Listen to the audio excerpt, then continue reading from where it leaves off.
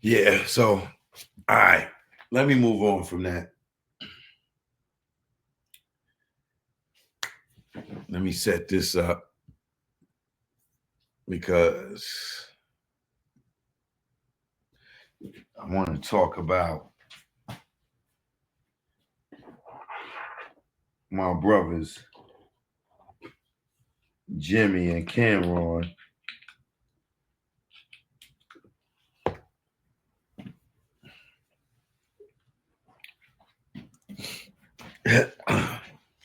Now,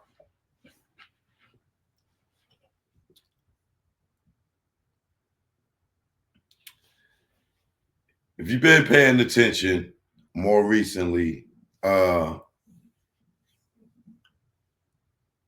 Cameron did a interview with 50 Cent. And in that interview, they discussed the Dipset G Unit beef or the Cameron 50 beef, which I don't know how many know the backstory about that, right?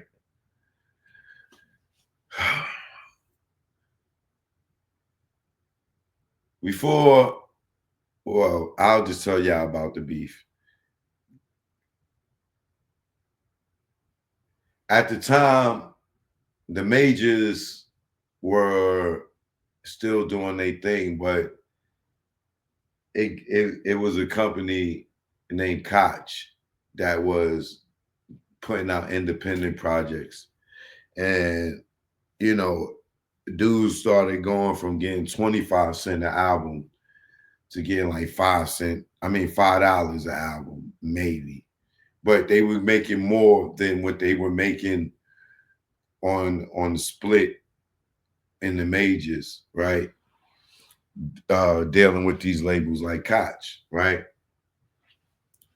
So that was this dude, Alan Grunblatt, and some other guys, right? They was originally, I think before they was Koch, they was Land Speed, right? They went from Land Speed to Koch to now they E1. I remember when they first was Land Speed, right? And but they built up, they started getting artists, and then they started getting the artists that was on the majors and leaving the majors. It got the leaving having deals on the majors, and when they got out their deal from the majors, they started going to these independent labels because instead of, like I said, getting pennies on the dollar, they would see a good percentage of the album sales. So if the album was $10, you could get anywhere from $6 to $8, depending on your situation, right? um,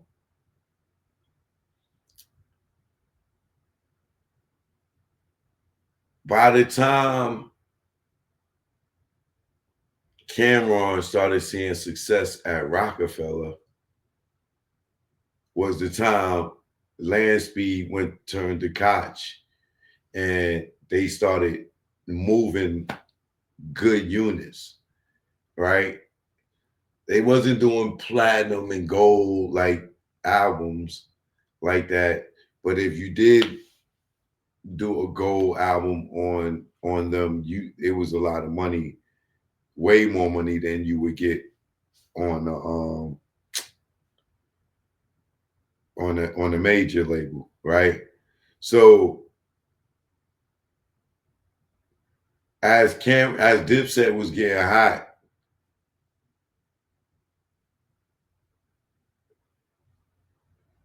individuals in Dipset started getting hot. Jim Jones, Hal Rell, 40 Cal, J.R. Ryder, Joel Santana, right? Everybody's getting hot.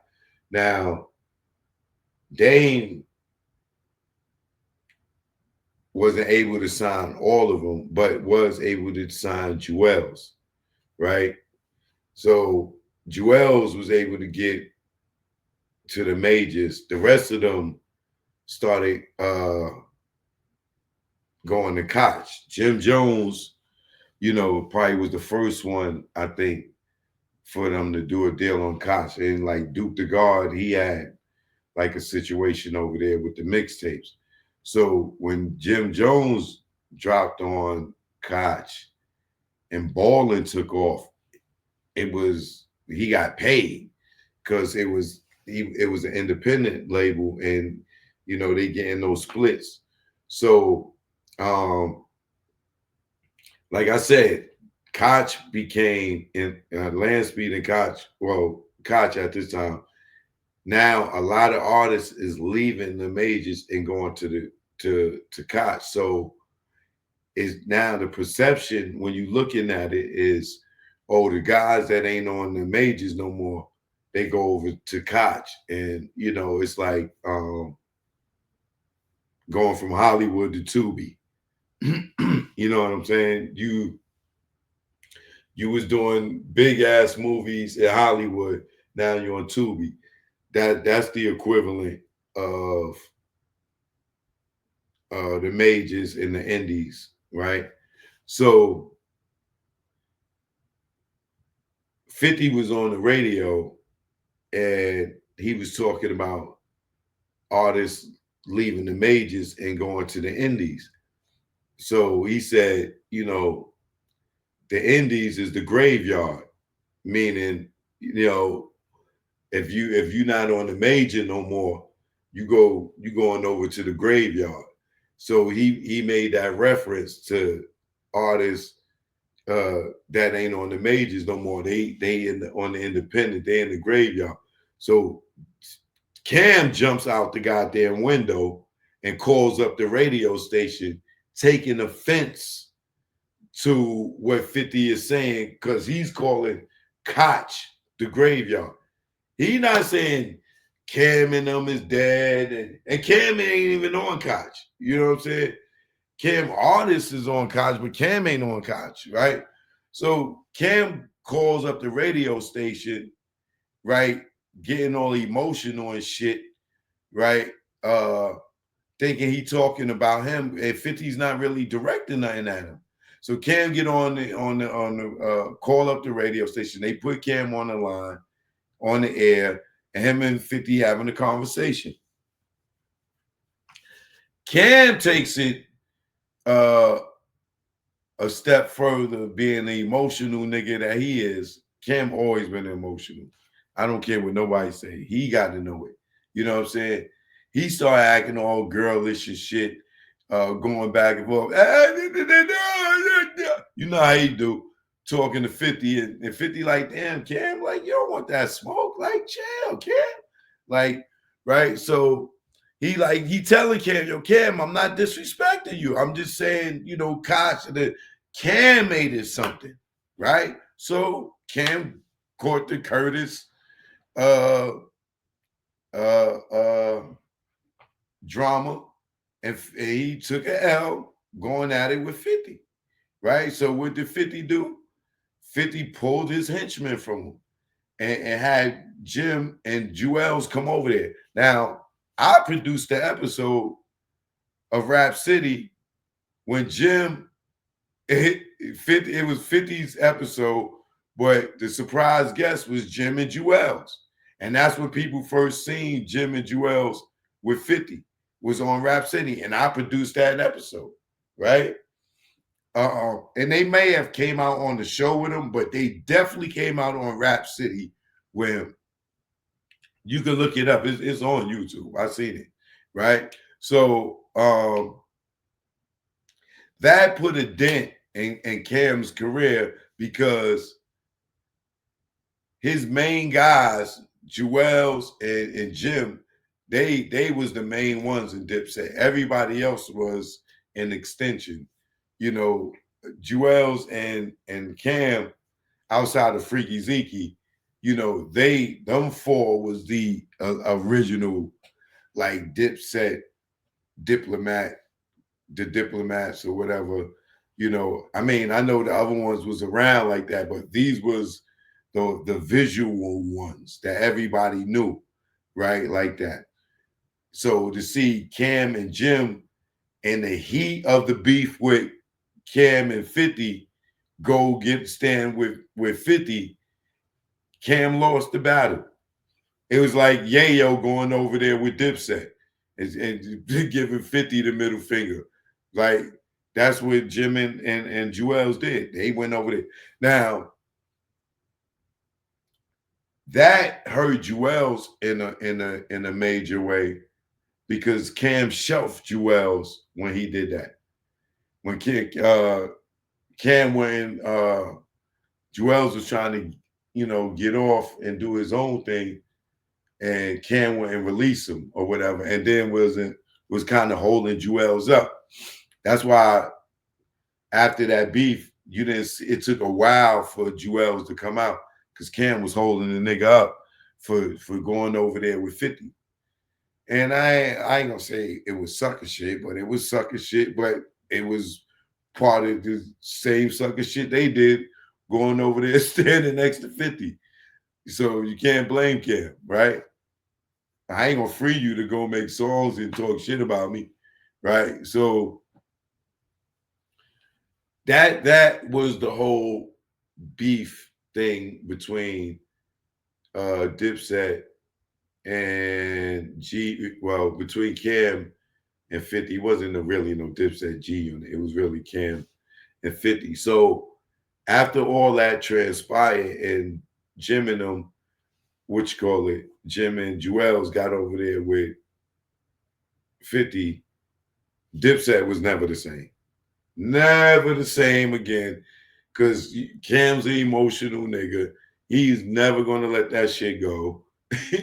Right? And as you can see, they never was the same again. Even when they tried to get back later at that time, it didn't work. Even when they did the verses, it didn't work. You know what I'm saying? Can't come up there with the beach chair. He wasn't serious. Their energy was there. That's why they got slaughtered in verses by the Lox.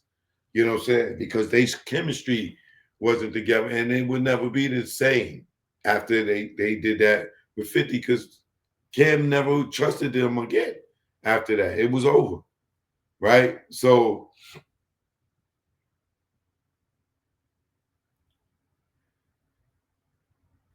going back to the beginning, like the birth of the Diplomats, before even the birth of the Diplomats, Jim Jones always been down with Cam, right? They was Batman and Robin after Mace and Cam uh, broke up or stopped hanging with each other, whatever, however you want to talk about it.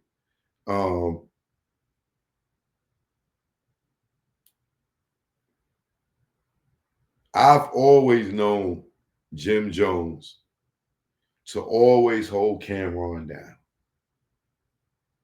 You know what I'm saying? Cam'ron never was a tough guy. I'm not dissing him. I'm not saying he was a sucker, but he was never the nigga to be getting his hands dirty. It was always Jim in the fights. It was always Jim team in the fights, in the trenches, in the scuffles. They protected Cam. They made sure they protected Cam any way they could. Cam didn't protect Cam. They protected Cam.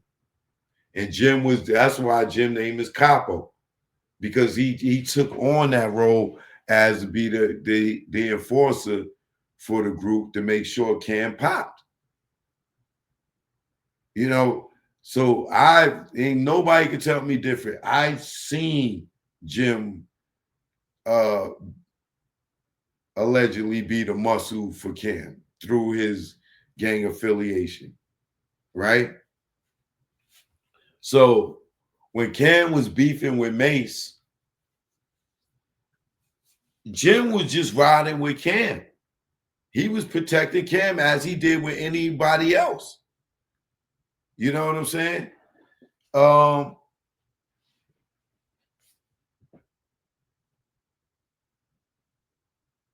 I even think that he true life beef with Jim Jones is because Jim was protecting Cam.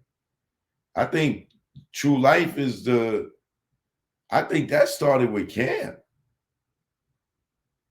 And I think that may have started because True Life probably was, riding for Jay at the time or whatever.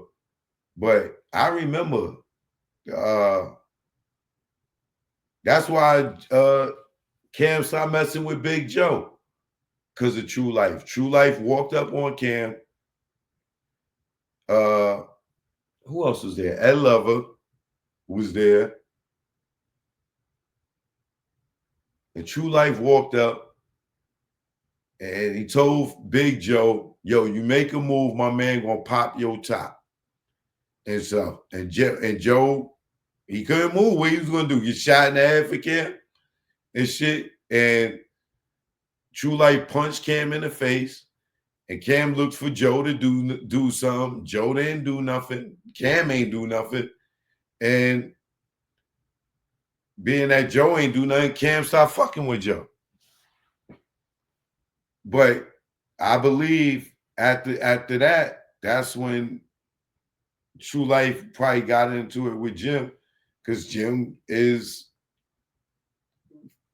the capo. He's supposed to be the enforcer. So he inherited that beef for Cam, if I remember it right.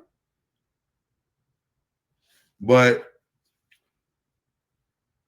here's the thing. Jim rode on Mace for Cam, right? Nothing happened between Jim and Mace, right? And rightfully so. That he was right. He did that with whoever Cam had a problem with.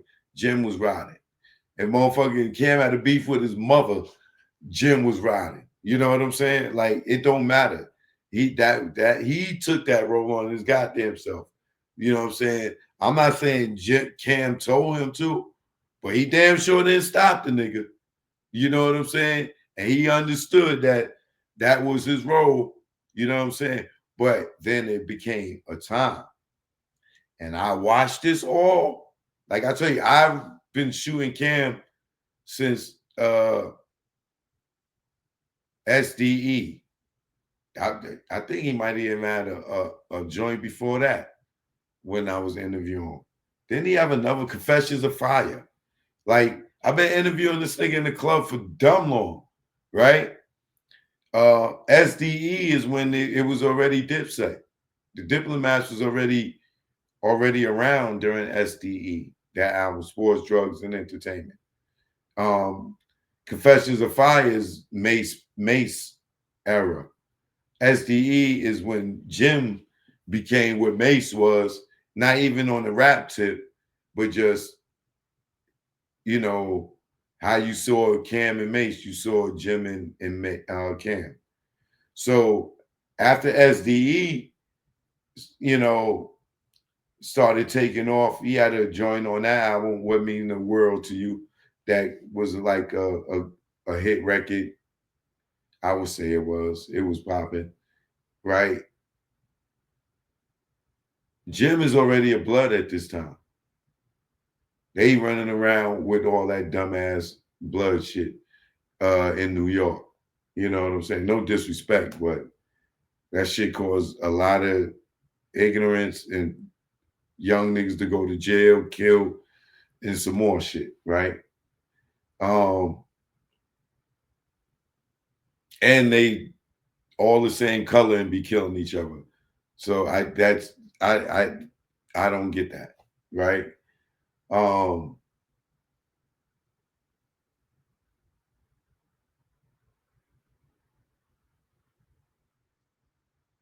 By the time the SDE come out, I want to say Jim probably started rapping around then.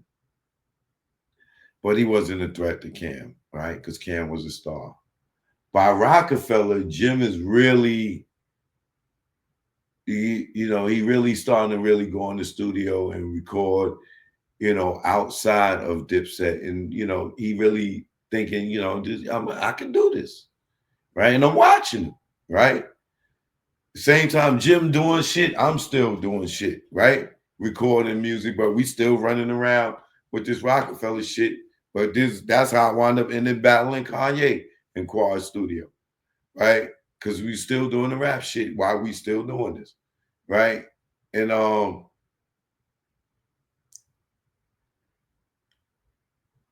it started clicking for Jim. Jim starts dropping these mixtapes and he jumping on the Diplomat mixtapes. But now Jim is we starting to feel Jim. Okay.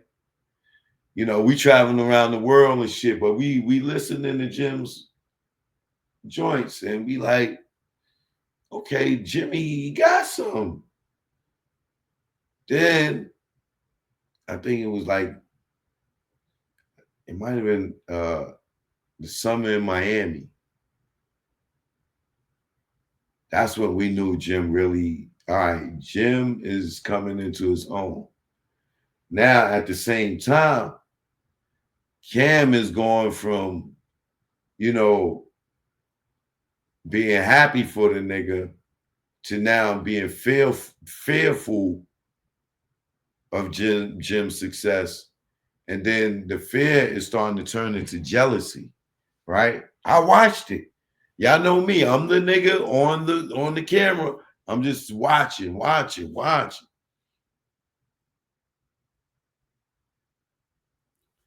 Then it happens. Balling.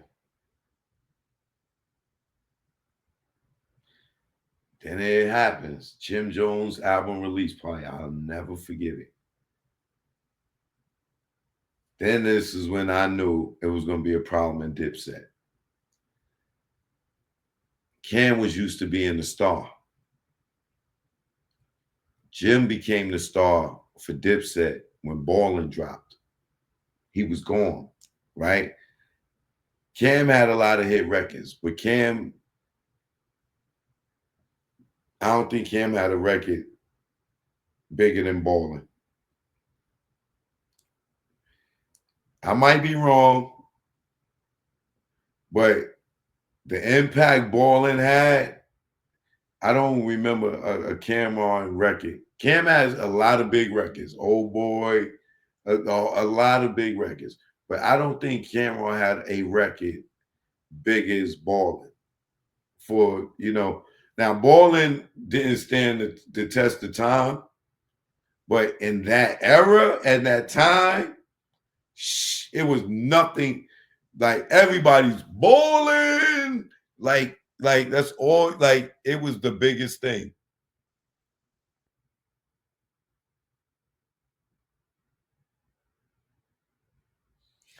Right? It was a big record. It was a big record. Right? Um, and I remember we was at it that Diary of a was it Diary of a Summer? What the name was that album? Jim Jones' first album. No, the first album I think was something about church. Then it was the Diary, Dear Summer, some. Let me look it up.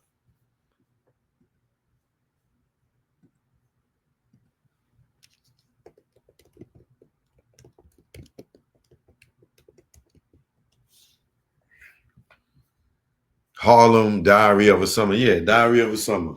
Right? Yeah. So On My Way to Church was the first album. That was the one with the Certified Gangsters and all that joint where he was a fake Eazy-E.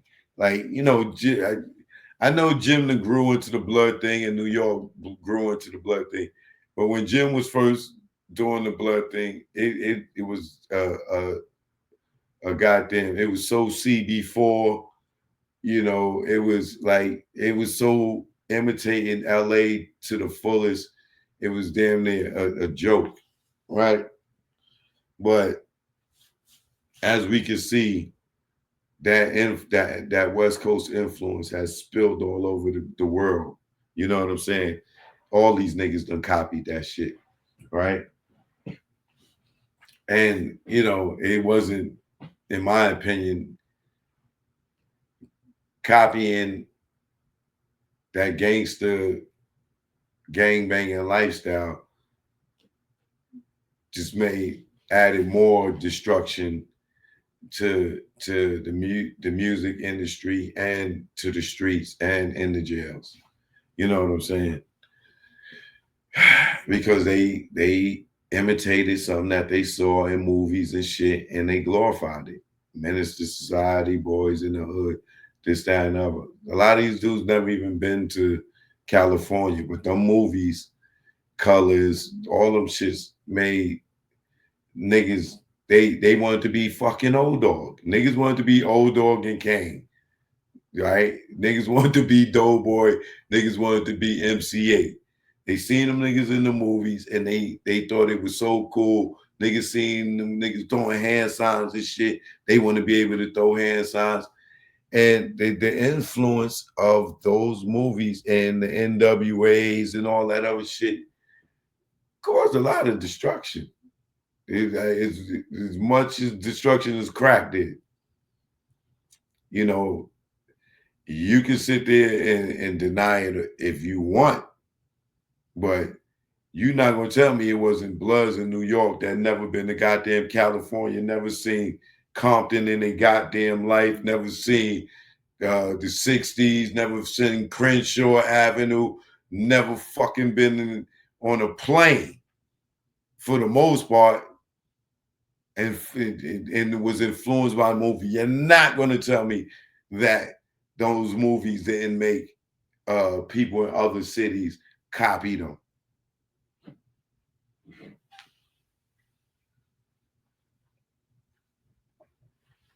Niggas is still gang banging today. Niggas is still claiming gangs. You had dudes like Chris Brown, Lil Wayne, Soulja Boy. Like, we seen them grow up in the music. In some way or another, they became some niggas that got jumped in or murdered something or sold drugs after we done seen these niggas their whole career. And at some point, they became a part of some goddamn neighborhood they didn't even grow up in. But to each his own, right? But all I'm just telling you is, outside of Chicago gangs, maybe St. Louis, California is probably the most influential culture outside of hip hop when it comes to influence in our people. Now, getting back to Jim and getting back to Jim Jones' album release party for Harlem, the Summer of a Diary or whatever it was, right? That's when I knew Dipset was over, because I never forget Cam's face. Cam was jealous. Cam was jealous of the success that Jim got around that ball of time. And it's human. That's just human nature. I'm not saying he was hating on a nigga in any way, but was he jealous that he wasn't the guy no more? Hell yeah. And you seen it all in his face. We was at the album release party. Cam was on this side of the party, and Jim was over there, over in the back, and everybody was on Jim. It was all about Jim. And I was sitting there watching Cam. He over there by himself. Ain't nobody paying that nigga no mind. Of course, he got acknowledged, but everybody's all over Jim.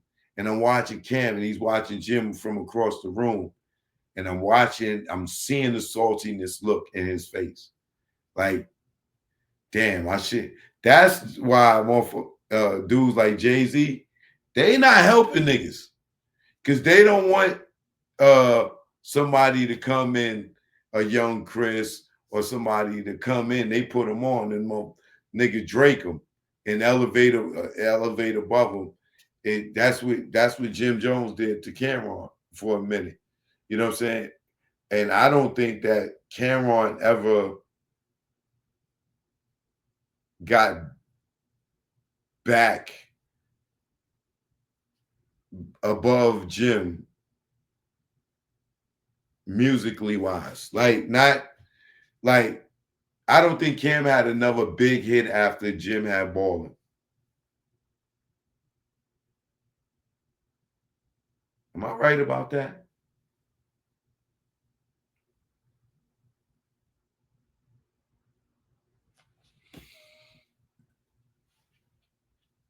Ballin' was what, 2005? Yeah, Rockefeller was over in 2005.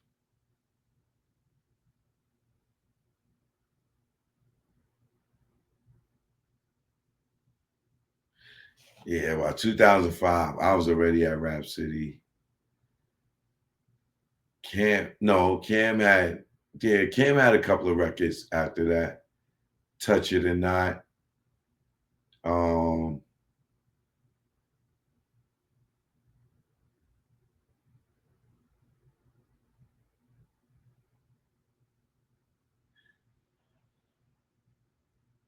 yeah, but you know what? Let me see. What's Cam's last album?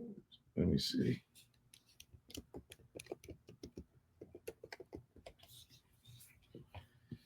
Oh no, Purple Haze was 2004. So yeah, so Jim did after that. Yeah, so Cam didn't, in my opinion, Killer Season, that came out 2006. I don't remember a record off of Killer Season that was Leave You Alone, We Make Change, Wet Wipes. He Tried to Play Me, Living a Lie, Touch It or Not. Yeah, I would say Get 'Em Daddy.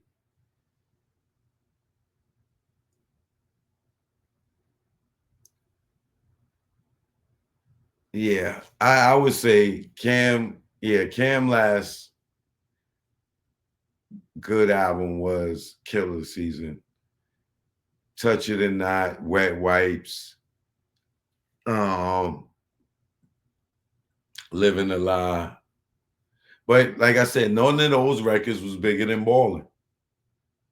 So I think Cam didn't have Leave You Alone. He had joints, but he didn't have a top 100 Billboard record out of any of these records. Get 'Em Daddy. He still had joints on the album After Jim, but nah, that was 2007. He dropped Public Enemy.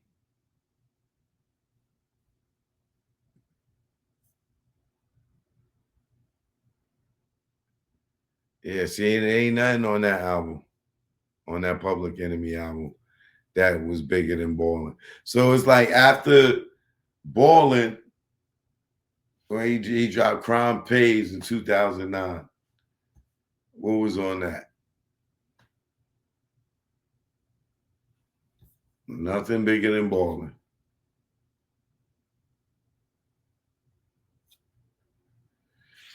Yeah, so Killer Season was like Cam's last really hot joint.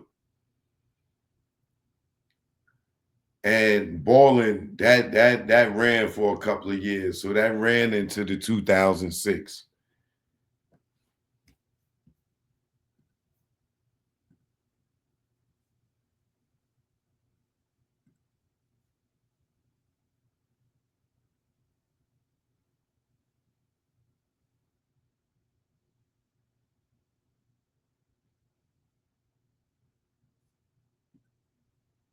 Wait, you know what?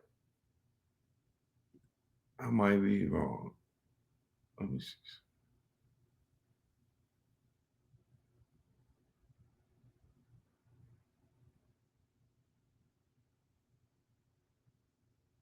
No, Ballin came in after. Ballin came in 2006. So Cam last hot album with Touch It and Not. Yeah, I was right. So yeah, Jim Jones, he dropped in 2010, and that was it. I seen the in 2005, I seen the jealousy and shit, but 2006, that was it. When that Ballin dropped, and like I seen the animosity building at Rockefeller a little bit because I remember me and Cam had an argument because it was me, Hell Rel, this nigga, what's my nigga name from Ohio?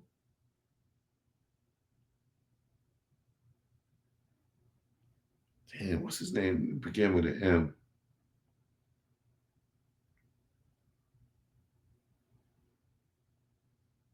Damn, what's this nigga name, man? I can show you. I'm in the video, but anyway, we was all in the trailer, and I was listening to Jim Jones mixtape. We was on the set of Killer Season, right? And damn, what the this nigga name is right on the tip of my tongue. Boss. We was on the trailer. I was listening to Jim Jones mixtape. I can't remember what it was called, but I think it had like Certified Gangster was on this mixtape. It was some other joint, but it was hot. And I was sitting there like giving Jim props. And this nigga Cam got mad. The nigga got mad because it was me and Hell Rel. I think we was both talking about it or whatever. And me and Cam started getting into an argument. And then it got real heated. And I think the little nigga name is Mel or not Mel Matrix. Damn, I can't think of his name right now. And shit, Cam know the hell I'm talking about. But me and Cam started getting heated between me and Cam because he mad at me because I'm bigging up Jim, right? And I would think that he would be, happy for Jim. But then that's when I started seeing the animosity when Jim started really getting, like his shit started clicking, right? So me and Cam, we beefing or whatever, and then his man jump in and start defending Cam and shit. And then me and him got into it. You know what I'm saying? Then we said our words, whatever, and calmed down. And then they went and started doing the scenes where they were shooting, doing the shootout scene in Killer Season. And I was over there, but I ain't had no earplugs, right? So I'm over there like this, like covering my ears because the shit is loud, right? And them niggas shooting fake guns, and this man's like, yeah, I love it. I love it. But the moral of the story is I seen the animosity in Cam building up. You know what I'm saying? Of Jim becoming popular and then Jim surpassing him as an artist, at least on the Billboard charts at the time. He felt the way about it. And then the nigga Jim turns around and go over there with 50, really made Cam feel away. So it was already over between them after that. I tell you, Shelf Jewels, him and Jim, it was over for a long, long time. But I won't lie. I never seen Jim act jealous towards Cam. He always, even though Cam was his equal, he always played like the underboss. You know what I'm saying? He made Cam he put Cam on a pedestal. You know what I'm saying? When he was his equal, that was his man. You know what I'm saying? It wasn't like Cam was rich when he met Jim Jones. You know what I'm saying? They grinded together and came up together. You know what I'm saying? Cam may have, had, a situation in the music before Jim Jones, but Cameron wasn't no millionaire, super rich ass nigga when he met Jim Jones. No, they grinded together. They came up together. You know what I'm saying? And Cam went and made it as far as he did without the set. He had protection. He had creative help. I'm not saying nobody was writing his shit, but the energy of being around each other and stuff, that creates a great ass project. You know what I'm saying? Look at The Chronic. That's from a whole bunch of creative minds being together and everybody contributing little pieces to it. You know what I'm saying? But like I said, I've known these dudes forever. Like I got old stuff with Cam and clubs like Float, interviews with him in Float, like way back.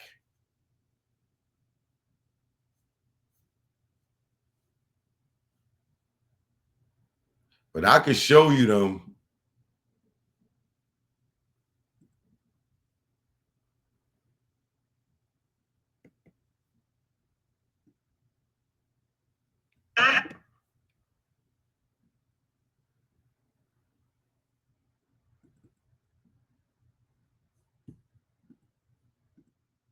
Let me show you.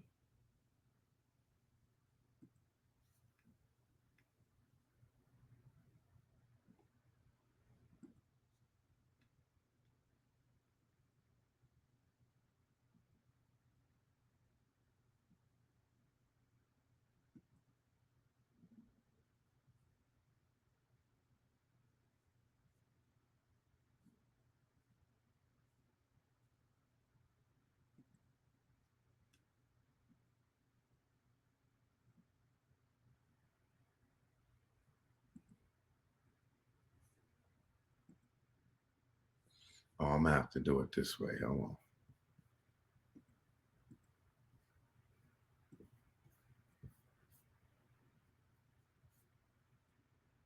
I'm gonna show you. I got.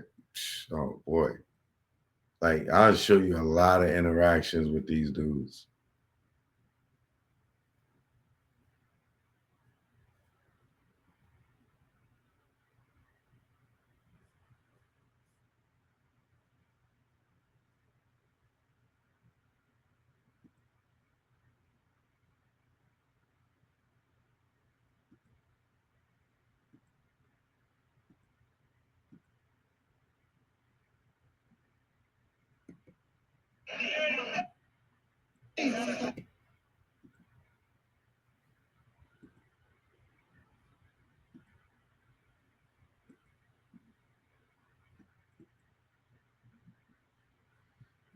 Let me show y'all.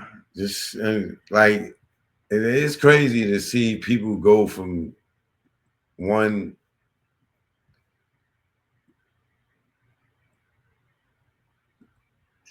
Yo, what's the name? Give me my stuff. I got all this stuff. You gonna be right in the city.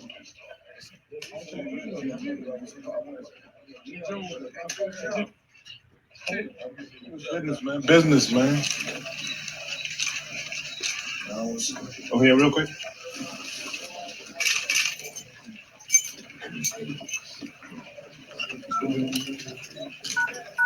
John, Jewel, Santana, Jewel. I'm setting you up. Quick, Ziggy, come in. Quality diplomat, Ziggy. It's freaky Ziggy. That's no Mo, did you get a picture of all of them, Mo? Yeah. The freaky Ziggy too. This week when you get back. I get back on Thursday too. Oh, y'all want to see Instagram? I mean TikTok. Hold on. I want you to do. I did already. All right. Hold on. Shot. You get more shot on the camera. You gotta shoot the same time. Hold up the medallions real quick.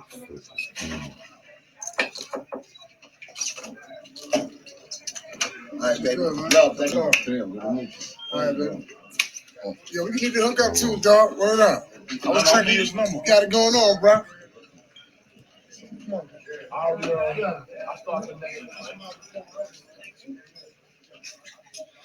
Kid, it's good, my nigga. It's good. It's good.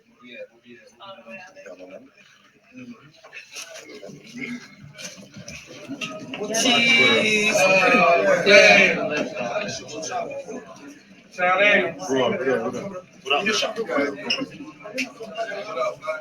Oh, you all over, huh?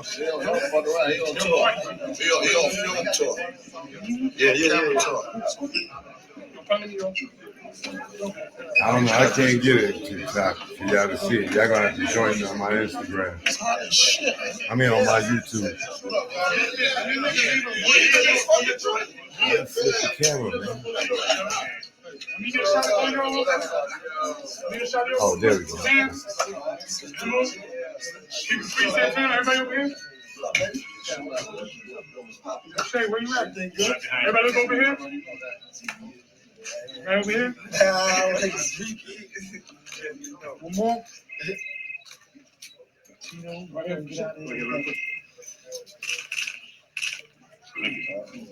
Baby, everything good? You already know. Stop it, my nigga. I gotta get out of here. I can't breathe in this stuff. What up, son? Chilling? Good. What's good, my nigga? Good? Yeah. Sure. Come see you, man. What's good? Yeah. Sure. Y'all can speak in the Fox. Good. How you? Good. Yeah, man. Right. You all right? Yes. What's up, Joelle?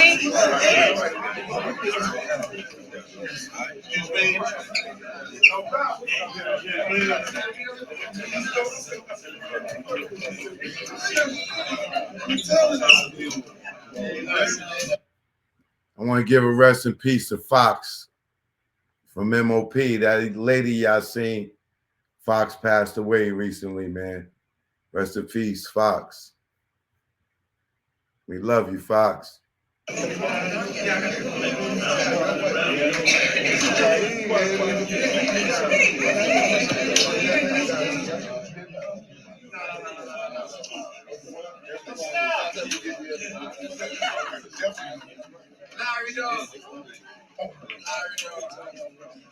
Yo, kids, can I get you a can?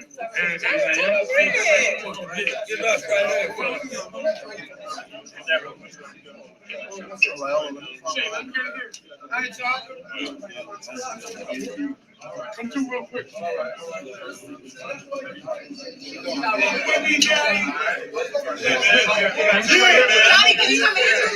Just one shot. On my Instagram, I mean on my YouTube.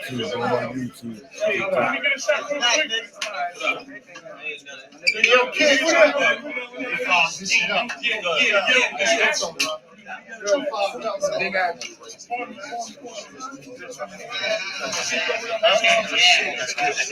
Let me get this shot real quick. Let me get the shot real quick. Right here. Get the shot. Get the shot. Let's see this shit or something, man.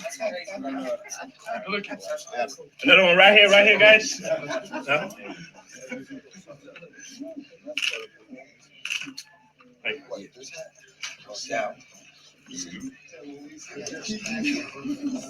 You start the show yet? Say no more. Ready?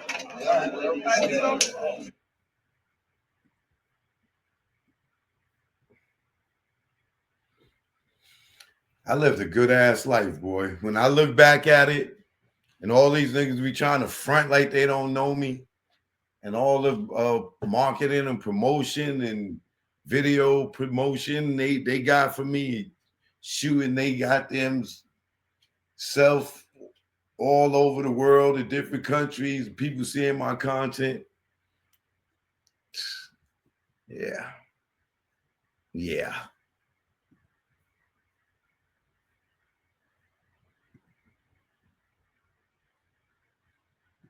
But yeah, it sucks to see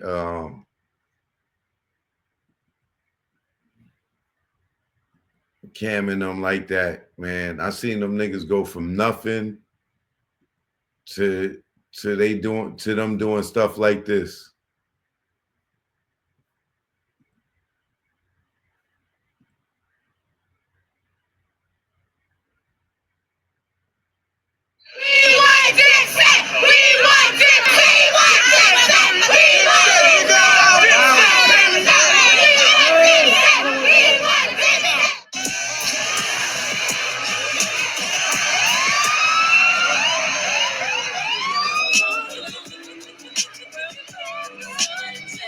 Yo, I'm from the other side where brothers die, we don't talk.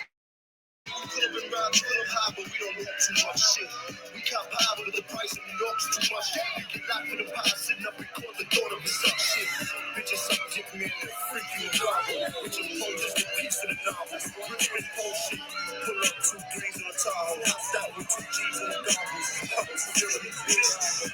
Up the hill, man, that's little DR. Back in the east, that's little VR. Cop cars, Papa Willis, y'all. Cop cars, fuck 'em, you feeling me, God. Damn. And when it comes to gas and bitch, probably spend our last in the fit, dead pop plus no gas in the whip. Just to make this impression last on the bitch. Now tell me how classic is this? How classic is this? Bastard shit. You stand on corners, delis and go.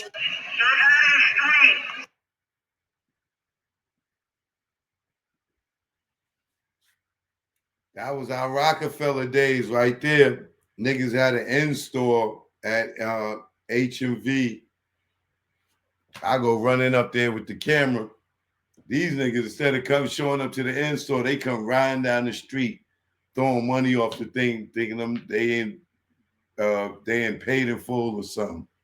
Niggas got charged. They got a ticket like a motherfucker for that. Niggas got a fine for that.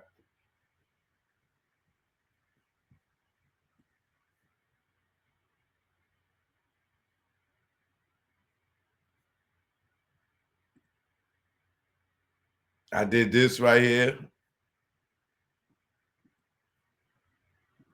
This little Dipset movie for the Source Awards. Me and Jim Jones did this. I did the editing. He shot it. Our next performers have brought Harlem back in a big way with their hits "Oh Boy" and the Dipset anthem. Please welcome the only dog that can wear pink and keep it gangster, Cameron and the Diplomat Crew.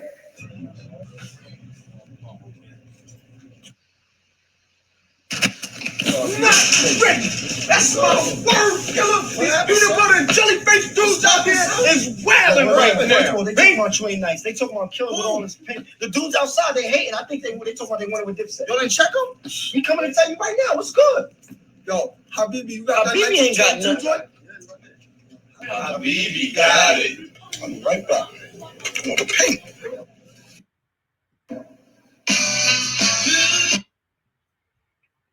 This is the rehearsal for the Source Awards. I filmed that too. I ain't gonna play it because it's damn music. But this was the rehearsal. This ain't the actual show. You know what I'm saying? And I remember this day, man. Us all riding together in the limousine to the show. Now it's like now he came back with Mace. And all these days is a null and void. It's crazy.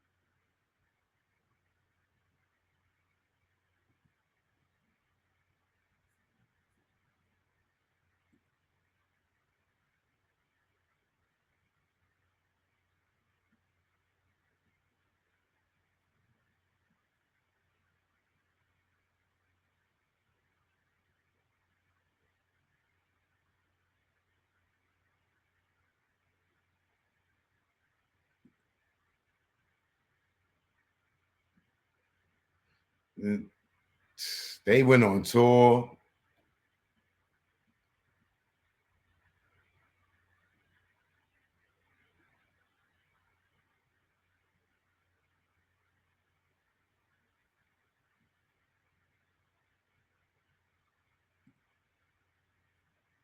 Damn, where's the joint with them in the limo?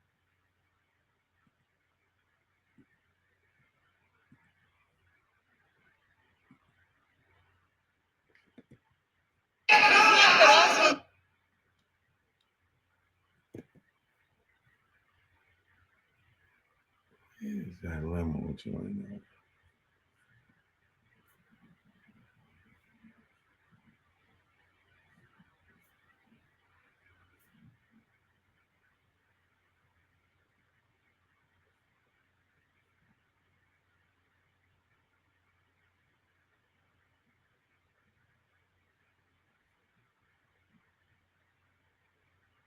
Damn, where is it?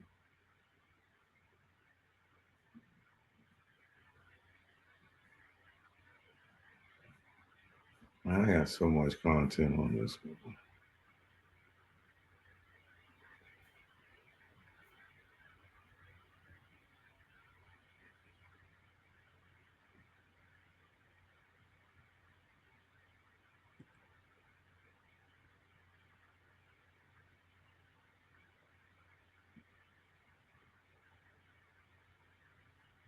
Damn, where the hell is it?